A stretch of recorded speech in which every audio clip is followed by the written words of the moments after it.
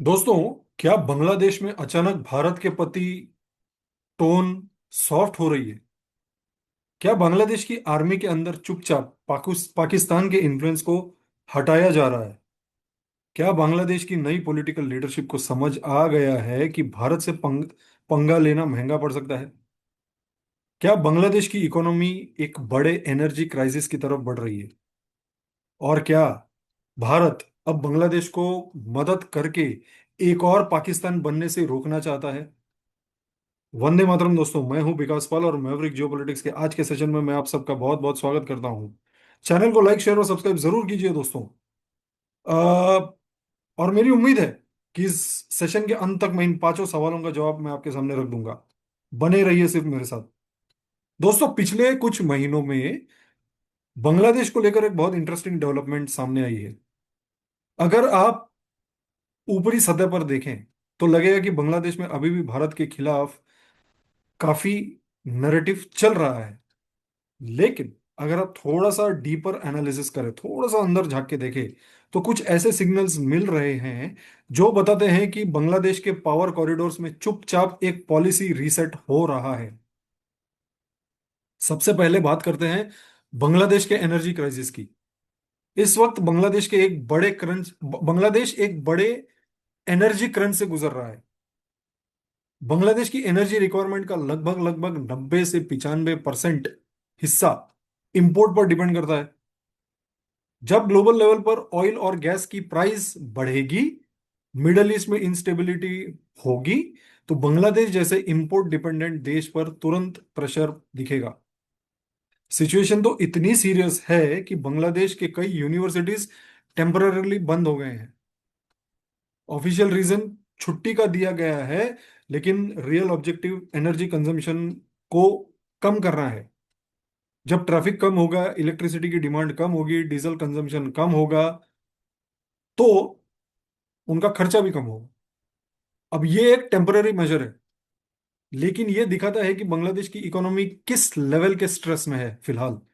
और इसी बैकग्राउंड में बांग्लादेश ने भारत से एक सिग्निफिकेंट रिक्वेस्ट की है।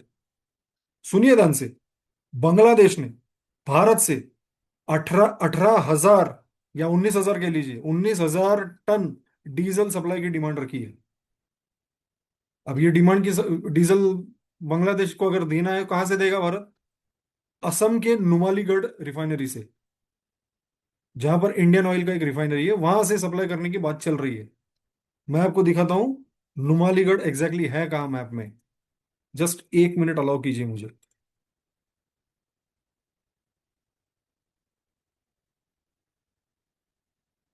ये देखिए दोस्तों, ये जो येलो पॉइंटर है, दिस इज नुमालीगढ़ इन असम।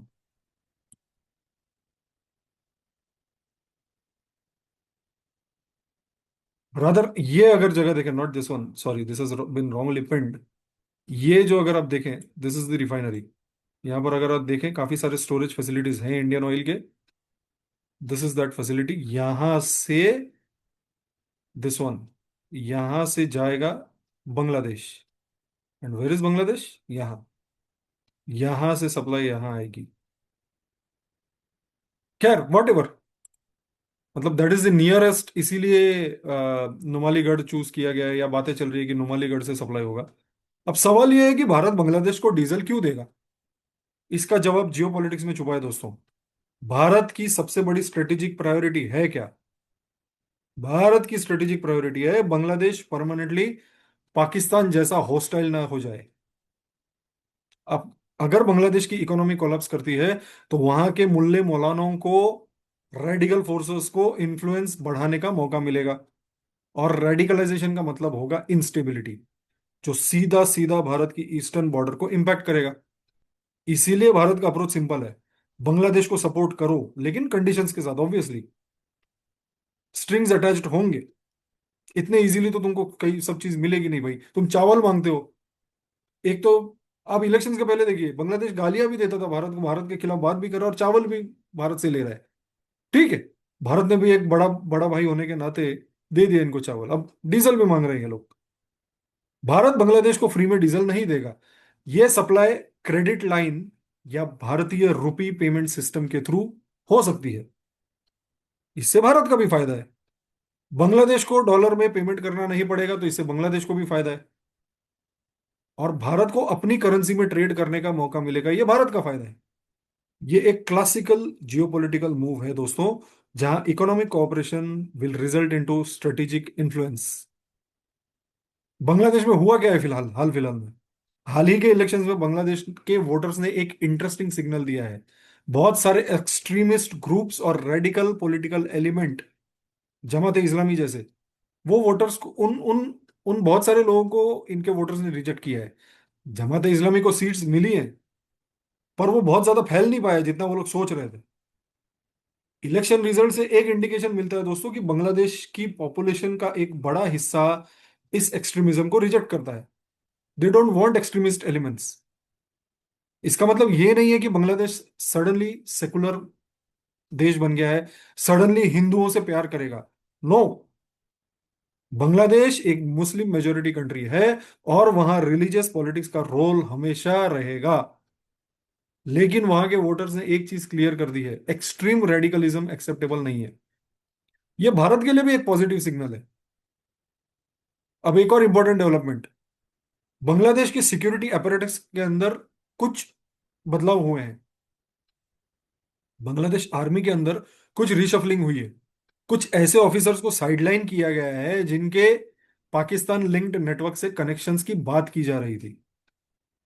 ये तो किसी को, ये तो हर एक को पता था कि बांग्लादेश आर्मी में कुछ ऐसे एलिमेंट्स है। सी, बांग्लादेश आर्मी का अगर आप देखें तो देर आर फैक्शंस, अलग अलग हिस्सों में, टुकड़ों में वो लोग बटे हुए हैं। कुछ शेख हसीना के फेवर में बात करते हैं, कुछ भारत की तरफ बात करते हैं, कुछ पाकिस्तान के फेवर में बात करते हैं।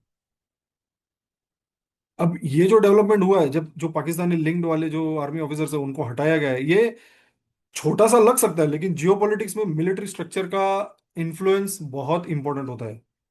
और इसी कॉन्टेक्स्ट में एक और इंटरेस्टिंग न्यूज सामने आई है कि बांग्लादेश के senior military officials including major general Mohammad Kaiser Rashid और lieutenant general H S Rahman Bharat आए और भारतीय सिक्योरिटी एस्टेब्लिशमेंट के साथ मीटिंग की। और किसके साथ हुई है उनकी मीटिंग? उनकी मीटिंग हुई है रॉ चीफ पराग जैन जी के साथ। अब ऑब्वियसली इन मीटिंग्स की डिटेल्स पब्लिक डोमेन में नहीं आएगी, लेकिन एक बात बहुत ही क्लियर है कि भारत और बांग्लादेश के सिक्योरिटी एस्टेब्लिशमेंट के बीच कम्युनिकेशन चल रहा है। अब ये भारत, जैसा मैंने कहा, ये बाहर तो नहीं आएगी, लेकिन हम जैसे छोटे मोटे एनालिस्ट इस चीज को पकड़ लेते हैं कि भैया कुछ तो चल रहा है। और इसी पे हम फिर we make this kind of a video, क्योंकि हमको लगता है कि ये थोड़ा सा इंटरेस्टिंग मूव है। Anyways, one thing is very clear कि भारत और बांग्लादेश के बीच में कम्युनिकेशन चैनल का ब्रेकडाउन नहीं हुआ है। चाहे पॉलिटिकल रेटोरिक कुछ भी हो, मिलिट्री और इंटेलिजेंस लेवल पर डायलॉग चल रहा है। और साउथ एशिया में स्टेबिलिटी मेंटेन करने के लिए ये बहुत ही इंपॉर्टेंट है। अब बात करते हैं एक और कंट्रोवर्शियल घटना की, उस्मान हादी का मर्डर। उस्मान हादी दरअसल बांग्लादेश का एक पॉलिटिकल कमेंटेटर था और एक्टिविस्ट था, जो बांग्लादेश की पॉलिटिक्स और एस्टेब्लिशमेंट पर काफी बेबाक तरीके से बात करता था, ओपनली बात करता था। अब इसमें इंटरेस्टिंग बात यह थी कि उस्मान हादी ओपनली कहता था कि बांग्लादेश को एंटी इंडिया पॉलिटिक्स नहीं करनी है, प्रो बांग्लादेश पॉलिटिक्स करनी है, जो पॉलिटिक्स बांग्लादेशियों के फेवर में है, ना कि भारत के खिलाफ। Which was a very good statement. वैसे उसके कई सारे स्टेटमेंट्स एंटी इंडिया भी आए थे, बट लार्जली ही सेड कि it should not be anti India, it should be pro Bangladesh. और शायद इसी वजह से वो कई एक्सट्रीमिस्ट एलिमेंट्स के टारगेट पे था। रिपोर्ट्स के मुताबिक उस्मान हादी को पहले भी थ्रेट्स मिले थे, धमकियां मिली थी, और उसने गवर्नमेंट से सिक्योरिटी मांगी थी, लेकिन उसे सिक्योरिटी नहीं दी गई। अब उस्मान हादी के सस्पेक्टेड मर्डरर्स, उनको वेस्ट बंगाल के बोनगांव एरिया से अरेस्ट किया गया है और बांग्लादेश को हैंड ओवर कर दिया गया है। इस इन्वेस्टिगेशन से बांग्लादेश की पॉलिटिक्स में एक और कंट्रोवर्सी बढ़ने वाली है, क्योंकि अगर इन्वेस्टिगेशन में एक्सट्रीमिस्ट ग्रुप्स का इन्वॉल्वमेंट साबित होता है तो बांग्लादेश की करंट गवर्नमेंट पर प्रेशर बढ़ेगा कि उन पर आप एक्शन लो। और दैट और ये चीज इजी नहीं होगी उनके लिए, क्योंकि जमात को काफी सारे सीटें मिली है। Jamaat will not take it lying down. अब एक और इंपॉर्टेंट इशू, बांग्लादेश की इकोनॉमी का स्ट्रक्चर। बांग्लादेश की इकोनॉमी का एक बहुत बड़ा पिलर है रेमिटेंसेस, जो पैसा उसको बाहर से आता है बांग्लादेशियों के थ्रू, गल्फ में रहने वाले लोगों के थ्रू। ये रेमिटेंसेस बांग्लादेश की फॉरेन एक्सचेंज रिजर्व्स का एक मेजर सोर्स है। अगर मिडल ईस्ट में जियोपॉलिटिकल टेंशन बढ़ती है और वहां नौकरी के अपॉर्चुनिटीज कम होते हैं, तो बांग्लादेश की इकोनॉमी हिलेगी। और इसी वजह से बांग्लादेश की करंट गवर्नमेंट को इकोनॉमिक स्टेबिलिटी मेंटेन करना बहुत ज्यादा जरूरी है। इस सिचुएशन में भारत एक नेचुरल पार्टनर बन सकता है। नेचुरल पार्टनर, आपस में ट्रेड करो भैया, बहुत सारी अपॉर्चुनिटीज है। अब बात करते हैं सिक्योरिटी कंसर्न की। भारत के लिए बांग्लादेश के साथ सबसे बड़ा कंसर्न है क्रॉस बॉर्डर इन्फिल्ट्रेशन, स्मगलिंग और ये रेडिकल मूल्य मौलाना। भारत का मैसेज बहुत ही क्लियर है, इकोनॉमिक कोऑपरेशन हो सकता है, लेकिन सिक्योरिटी थ्रेट टॉलरेट नहीं की जाएंगी। अगर बांग्लादेश की टेरिटरी से भारत के खिलाफ इंसर्जेंसी या टेरर एक्टिविटीज होती हैं, तो भारत स्ट्रांगली रिएक्ट करेगा। इसीलिए बांग्लादेश की सरकार भी अपने इंटरनल सिक्योरिटी स्ट्रक्चर को रीबिल्ड करने की कोशिश कर रही है। बांग्लादेश की रैपिड एक्शन बटालियन, जो पहले इंटरनल सिक्योरिटी का मेजर फोर्स था, उसको रिस्ट्रक्चर किया जा रहा है। और पुलिस फोर्स को भी ताकत दी जा रही है कि आर्मी को परमानेंटली वहां का लॉ ऑर्डर सिचुएशन ना देखना पड़े। जब 5 अगस्त 2024 को शेख हसीना वाला तख्ता पलट हुआ था, तब आप देखेंगे तभी आर्मी कंट्रोल कर रही थी ढाका को, पुलिस नहीं कंट्रोल कर रही थी ढाका की। एक और मुद्दा है शिलीगुड़ी कॉरिडोर, जिसे चिकन नेक बोलते हैं हम। ये कॉरिडोर भारत के मेनलैंड को नॉर्थ ईस्ट से कनेक्ट करता है। पहले बांग्लादेश के कुछ पॉलिटिकल लीडर्स ने इस कॉरिडोर को ब्लॉक करने की बात की थी, मैप्स बदलने की बात की थी, मैप बदल के प्रेजेंट किया गया था मोहम्मद यूनुस चाचा द्वारा। लेकिन अब बांग्लादेश के पॉलिसी सर्कल्स में ये रियलाइज हो चुका है कि भारत के साथ कन्फ्रंटेशन का रास्ता सस्टेनेबल नहीं है। They have realise this. अगर बांग्लादेश को इकोनॉमिक स्टेबिलिटी और रीजनल कनेक्टिविटी चाहिए, तो भारत के साथ एक कंस्ट्रक्टिव रिलेशन मेंटेन रखना जरूरी है। तो दोस्तों, ओवरऑल सिचुएशन क्या है? बांग्लादेश अभी एक क्रिटिकल ट्रांजिशन फेज में है। एक तरफ इकोनॉमिक क्राइसिस का प्रेशर है, दूसरी तरफ पॉलिटिकल रीस्ट्रक्चरिंग चल रही है उनके यहाँ, और तीसरी तरफ रीजनल जियोपॉलिटिक्स का भी प्रेशर है। भारत के लिए भी चैलेंज सिंपल नहीं है। भारत को एक बैलेंस मेंटेन करके रखना पड़ेगा, which is not easy for India. एक तरफ सिक्योरिटी कंसर्न एड्रेस करने हैं, इन्फिल्ट्रेशन, रेडिकलाइजेशन और पाकिस्तान के इन्फ्लुएंस को आपको कम करना है बांग्लादेश में। और दूसरी तरफ बांग्लादेश को कंप्लीटली आइसोलेट भी नहीं करना है, क्योंकि अगर बांग्लादेश आइसोलेट हो गया तो वो मुल्ले मौलाना के हत्थे चढ़ जाएगा।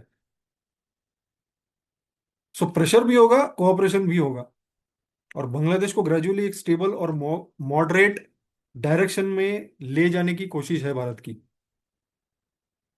चलिए दोस्तों, यहीं पर इस सेशन का अंत करता हूं। मुझे लगा थोड़ा सा बांग्लादेश के बारे में बात करूं। रॉ चीफ के साथ, पराग जैन जी के साथ जो मीटिंग हुई है, वो एक, मुझे लगा वो एक, that was an eye opener. And good, good to see कि Bangladesh is trying to mend its ways with India. बहुत अच्छी बात है। चलिए दोस्तों, चैनल को प्लीज लाइक एंड सब्सक्राइब जरूर कर दीजिए। जय हिंद, भारत माता की जय।